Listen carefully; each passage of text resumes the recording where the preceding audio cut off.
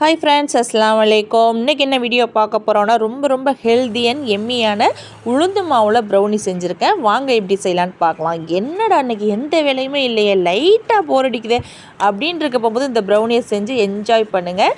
நம்ம வீடியோக்குள்ளே first time வந்தீங்கன்னா மறக்காமல் நம்ம சேனலை சப்ஸ்கிரைப் பண்ணிக்கோங்க. ப்ரௌனி செய்கிறதுக்கு பட்ரு எடுத்துக்கோங்க. நான் 100 கிராம் பட்ரு நான் எடுத்துக்கிட்டேன். இது கூட நான் ஒரு பாதி சாக்லேட் நான் ஆட் பண்ணிக்கிறேன்.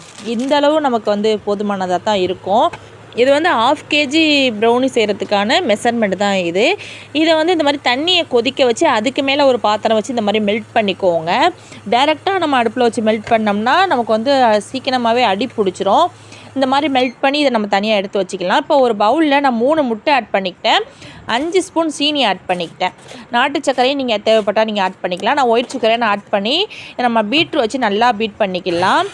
பீட்ரு இல்லைன்னா நீங்கள் ஹேண்ட் விஸ்க்கு வச்சு நம்ம நல்லா ஒயிட் சுகர் கரையிற அளவுக்கு நீங்கள் பீட் பண்ணிக்கோங்க, போதுமானதாக இருக்கும். இப்போ பாருங்கள், நல்லாவே பீட் பண்ணிவிட்டு ஒரு ஸ்மூத்தான ஒரு ஃபினிஷிங் வரட்டும். இது கரெக்டாக இருக்கும் நமக்கு. பாருங்கள், இந்தளவு நமக்கு பீட் பண்ணது ஓகே தான். இதுக்கப்புறம் நம்ம பேக்கிங் சோடா, பேக்கிங் பவுடர்லாம் நம்ம ஆட் பண்ணிக்கலாம். ஒரு 1/4 டீஸ்பூன் உப்பு ஆட் பண்ணிக்கிட்டேன். ஒரு 1/4 teaspoon baking powder, 1/4 teaspoon baking soda, 3மே நான் ஆட் பண்ணிக்கிட்டு திரும்பவும் இதை பீட் பண்ணிக்கோங்க. இதுக்கப்புறம் நம்ம மாவு ஆட் பண்ணிக்கலாம். இப்போ மாவில் நான் ஏலக்காய்லாம் போட்டு நான் அரைச்சி வச்சுருக்கேன். உளுந்து மாவு, கருப்பு உளுந்தில் இதை நம்ம சலித்து ஆட் பண்ணிக்கலாம். 2 ஸ்பூன் கொக்கோ பவுடரும் ஆட் பண்ணிக்கிட்டேன். இதை நல்லா சலித்து நீங்கள் இந்த மாவை நீங்கள் ஆட் பண்ணிக்கோங்க. மைதாவில் சாப்பிட்ருப்பீங்க, கோதுமையில் சாப்பிட்ருப்பீங்க, ஏன் ராகி மாவில் கூட சில பேர் சாப்பிட்ருப்பீங்க. ஃபஸ்ட் டைமாக இந்த மாதிரி உளுந்து மாவில் ட்ரை பண்ணி பாருங்கள். உண்மையிலே ரொம்ப டேஸ்ட்டாகவும் இருந்துச்சு.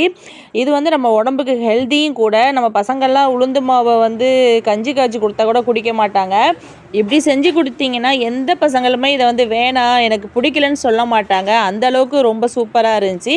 எல்லாத்தையும் ஒன்றா ஒரு மிக்ஸ் கொடுத்துட்டு பீட்ரை வச்சு எல்லாத்தையும் ஒன்று போல் சேர்த்துக்கோங்க. இது கொஞ்சம் நமக்கு டைட்டாக இருக்கிற மாதிரி இருந்துச்சு. இதில் நம்ம காய்ச்சி ஆற வச்ச பால் நம்ம கொஞ்சமாக ஆட் பண்ணிக்கலாம்.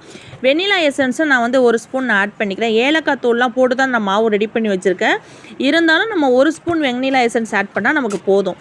காய்ச்சி ஆற வச்ச பால் கொஞ்சம் கொஞ்சமாக சேர்த்து தேவையான அளவு நமக்கு சேர்த்து மிக்ஸ் பண்ணிக்கோங்க. நமக்கு மிக்ஸ் பண்ணையிலே நமக்கு தெரியும் இது நமக்கு போதுமான அளவாக இருக்கும். இதுக்கு மேலே நமக்கு பால் தேவையில்லை.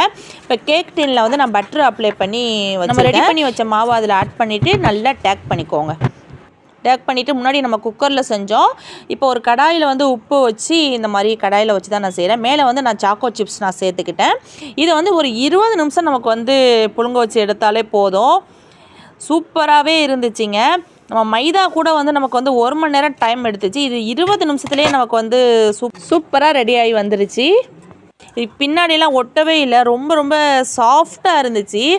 இதில் நம்ம விப்பிங் க்ரீம் வச்சு பர்த்டே கேக்காக கூட நம்ம ரெடி பண்ணிக்கலாம். மேலே சாக்லேட் தடவி நம்ம சாப்பிட்லாம். ஐஸ்கிரீம் வச்சு சாப்பிட்டிங்கன்னா அதை விட ரொம்பவே சூப்பராக இருக்கும்.